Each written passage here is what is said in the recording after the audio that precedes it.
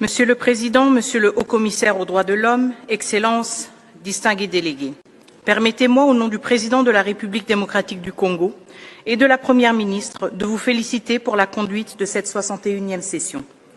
Monsieur le Président, la RDC demeure attachée aux principes de la Charte des Nations Unies et aux instruments internationaux relatifs aux droits de l'homme, attachement qui se traduit par des réformes renforçant l'état de droit et la responsabilité. La protection des victimes, en particulier des femmes et des enfants, constitue une priorité. Elle se traduit notamment par une politique de tolérance zéro contre les violences sexuelles liées au conflit, des poursuites et des procès engagés et la mise en place d'un mécanisme institutionnel de réparation consacré par la loi relative à la protection et à la réparation des victimes, qui a institué un fonds dédié afin de restaurer les droits et la dignité des victimes. Au-delà de la justice transitionnelle, la RDC s'attaque également aux causes structurelles des violations. La création d'un tribunal pénal économique et financier vise à poursuivre les crimes économiques et la corruption qui privent les populations de leurs droits fondamentaux. S'agissant de l'exploitation de ces ressources naturelles stratégiques, mon gouvernement exige le respect des normes internationales et des principes directeurs des Nations Unies relatifs aux entreprises et aux droits de l'homme.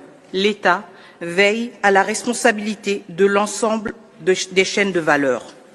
Monsieur le Président, toutefois, ces efforts demeurent gravement entravés par les violations commises dans les provinces du Nord Kivu et du Sud Kivu, notamment dans les zones occupées par l'AFC M23 avec l'appui du Rwanda. Les rapports du groupe d'experts des Nations Unies, la mission d'établissement des faits et la résolution S-37-1 ont établi la gravité des violations et décidé la création d'une commission d'enquête indépendante. Le Conseil de sécurité, dans sa résolution 2773, en a repris les constats et condamné les violations graves, demandant la cessation de tout soutien à l'AFC M23.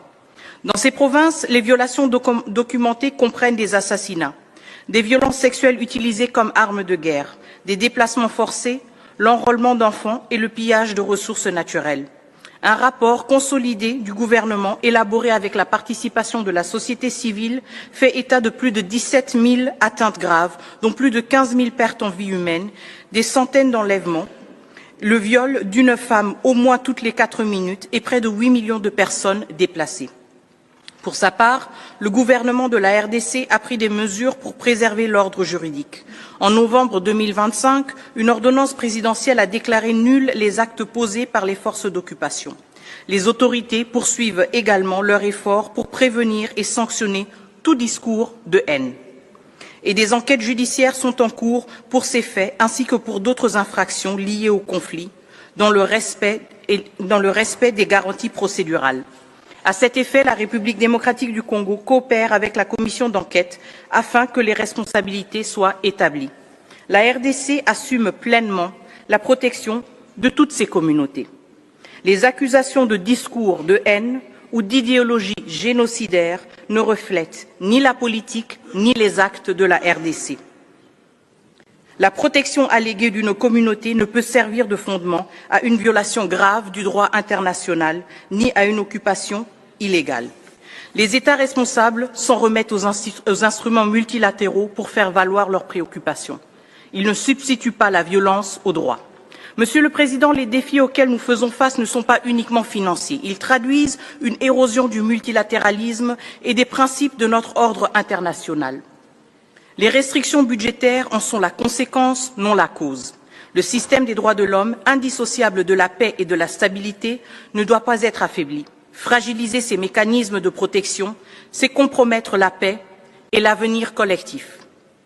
Face à des défis traditionnels et nouveaux, tels que l'intelligence artificielle et la cyberviolence, le Haut-Commissariat a besoin de moyens à la hauteur de ses responsabilités. L'exécution des mandats confiés par le Conseil constitue un indicateur de notre détermination collective. La commission d'enquête indépendante établie par la résolution S-37 en est une illustration concrète. Son opérationnalisation ne saurait être différée si nous voulons préserver l'autorité du système de protection des droits de l'homme. Monsieur le Président, Excellences, pour conclure, l'expérience de la République démocratique du Congo montrent que sans responsabilité, il ne peut y avoir ni justice ni paix durable. Notre engagement s'inscrit dans une exigence plus large, un ordre international fondé sur le respect du droit, l'égalité des États et l'effectivité des mécanismes de responsabilité. La crédibilité du système des droits de l'homme dépend de l'application de ces principes à tous, sans exception. C'est à cette condition qu'ils resteront un pilier de la paix et de la sécurité. Je vous remercie.